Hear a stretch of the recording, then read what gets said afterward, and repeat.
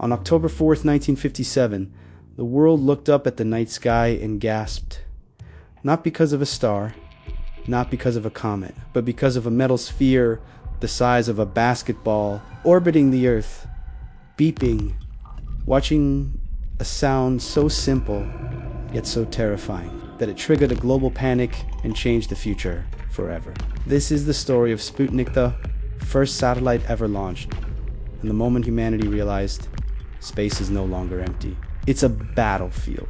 Before 1957, the sky belonged to birds, clouds, and dreams. The very idea of a machine floating above Earth sounded like pure science fiction. It was something you'd read in a book by Jules Verne, not something you'd see in the evening news. Governments laughed at the concept. Many scientists doubted it was even possible with current technology. Ordinary people never imagined they would one day track man-made objects sailing through the cosmos. For most of humanity, space was just a beautiful, silent, and unreachable void. But in the middle of the Cold War, a period defined by suspicion and hidden conflict, ignorance wasn't safe, and the silence in the sky was about to break in the most dramatic way possible. The Soviet Union and the United States were locked in a silent, high-stakes struggle for global dominance. It was a war fought not with armies on a battlefield, but with ideology, propaganda, and technological prowess. Who would dominate the skies? Who would control the ultimate high ground of space? Who ultimately would control the future? Behind the Iron Curtain, far from the public eye, Soviet scientists, led by the brilliant and secretive chief designer Sergei Korolev, were building something small but powerful enough to shake the entire world. It was called Sputnik 1, a simple, polished metal ball just 23 inches in diameter. For long antennas trailed behind it like metallic whiskers, and inside, a tiny radio transmitter. On the surface, it looked harmless, almost like a piece of modern art, but what it represented, what it was capable of doing, was terrifying. It wasn't just a scientific instrument. It was a political statement, a symbol of power broadcast to the entire planet. On a quiet night, deep inside the remote and desolate plains of Kazakhstan at the Baikonur Kuzmadrome, a mighty R-7 Semyorka rocket roared to life. This was the world's first intercontinental ballistic missile, repurposed for a new, even more ambitious mission. Flames cracked the dry ground. The steel gantry shook with unimaginable force, and at exactly 10:29 p.m. Moscow time, Sputnik, nestled inside its protective nose cone, rose into the sky on a pillar of fire. The launch was tense. Korolev and his team watched, holding their breath. Hard it worked had they defied gravity. Within minutes, Soviet tracking stations confirmed the news everyone was waiting for. We have entered orbit.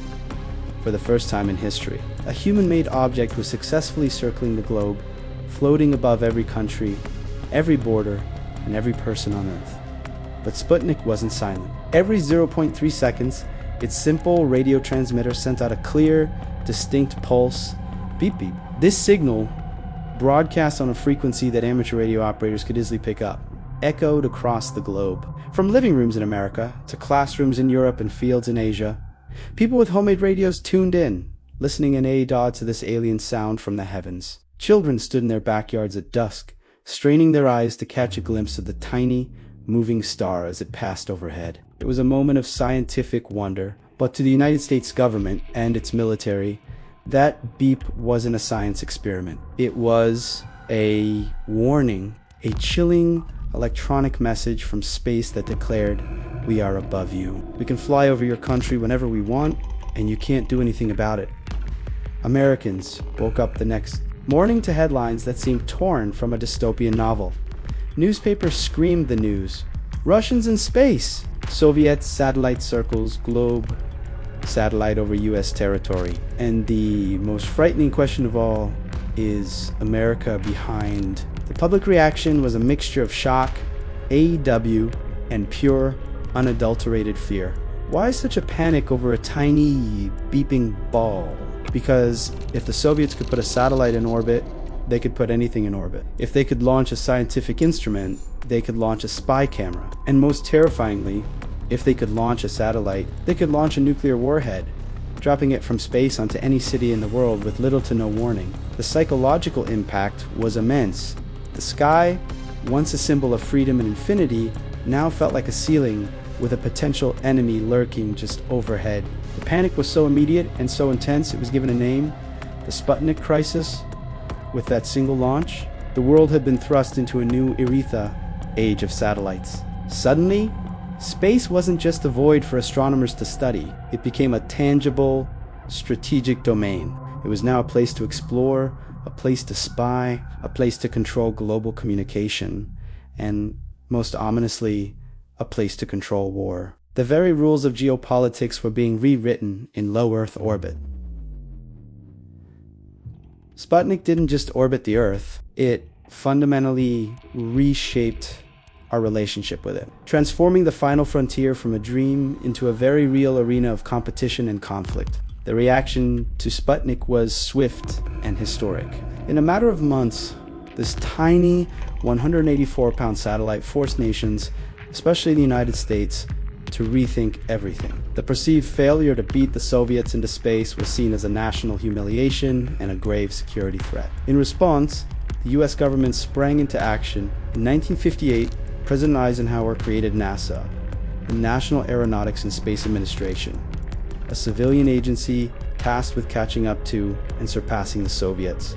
Across the country, schools dramatically increased science and math funding, leading to a boom in engineering and technological education. Rockets, once a niche military project, became a national priority. The space race, a competition that would define the next decade and lead to the moon landing, had officially exploded. Sputnik's brief, 22-day journey before its batteries died, created decades of political, social, and technological consequences. Today, we live in a world built on Sputnik's legacy, a legacy nobody could have fully expected.